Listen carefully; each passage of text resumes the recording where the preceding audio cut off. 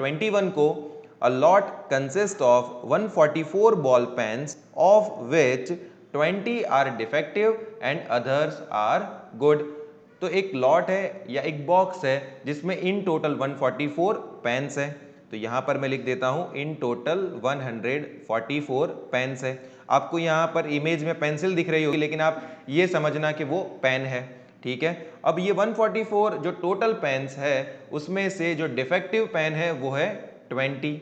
तो बाकी की जो अच्छी पेन होगी स्टूडेंट्स वो कितनी होगी? तो सिंपल हम क्या कर देंगे 144 माइनस 20, तो हमें वैल्यू मिल जाएगी 124। जो अच्छी पेन है वो है 124, जो डिफेक्टिव पेन्स है वो है 20, और ऐसा करके इन टोटल पेन्स है 144। अब Noori will buy a pen if it is good but will not buy if it is defective. अब जो नूरी है वो पेन को कब खरीदेगी? जब पेन अच्छी हो। सी विल बाय इट, तो वो कब खरीदेगी? जब पेन अच्छी हो। When pen is good, when pen is good, तभी नूरी पेन को खरीदेगी। और पेन को कब नहीं खरीदेगी?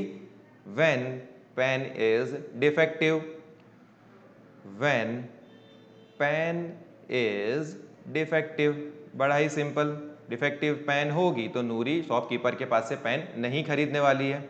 अब शॉपकीपर जो है वो क्या कर रहा है? Shopkeeper draws one pen at random and gives it to her. What is the probability that she will buy it, she will not buy it? Shopkeeper randomly इस बॉक्स से एक पेन को पिक कर रहा है, और वो जो भी पेन को पिक कर रहा है वो पेन को नूरी खरीदेगी, उसकी क्या प्रोबेबिलिटी है, और नूरी नहीं खरीदेगी उसकी क्या प्रोबेबिलिटी है। अब प्रोबेबिलिटी का बड़ा ही एक सिंपल सा फॉर्मूला है जो है probability of an event equals to number of favourable outcome upon number of total possible outcome. तो जैसा हम देख सकते हैं टोटल नंबर ऑफ पेन्स जो है बॉक्स में वो कितनी है?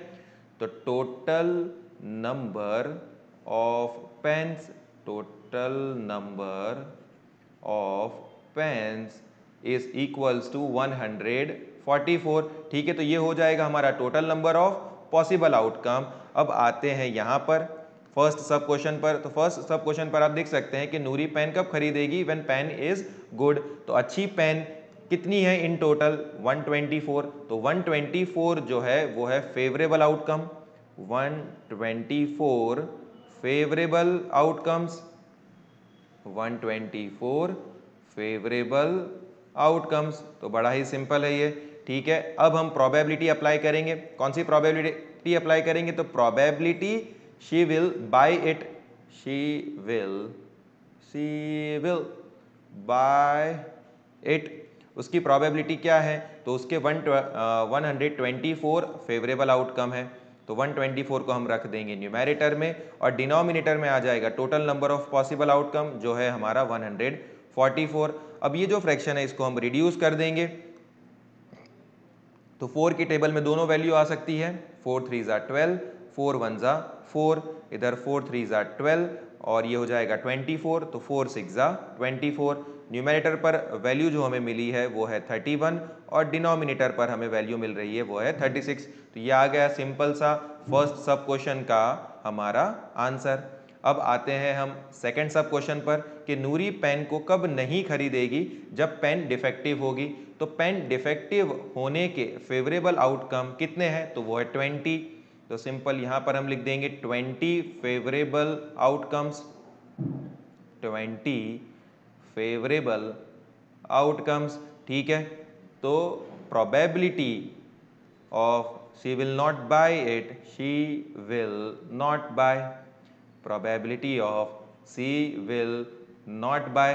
तो न्यूमेरेटर में आता है फेवरेबल आउटकम, और फेवरेबल आउटकम है 20, और डिनोमिनेटर में हम रख देंगे total number of possible outcome जो है हमारा 144। अब देख सकते हैं ये जो दोनों न्यूमेरेटर और डिनोमिनेटर के नंबर है वो 4 से डिविजिबल है। ये हो जाएगा 4 5 ज़ा 20, ये होगा हमारा 4 3 ज़ा 12, 2 बचा, और हो जाएगा 4 6 ज़ा 24।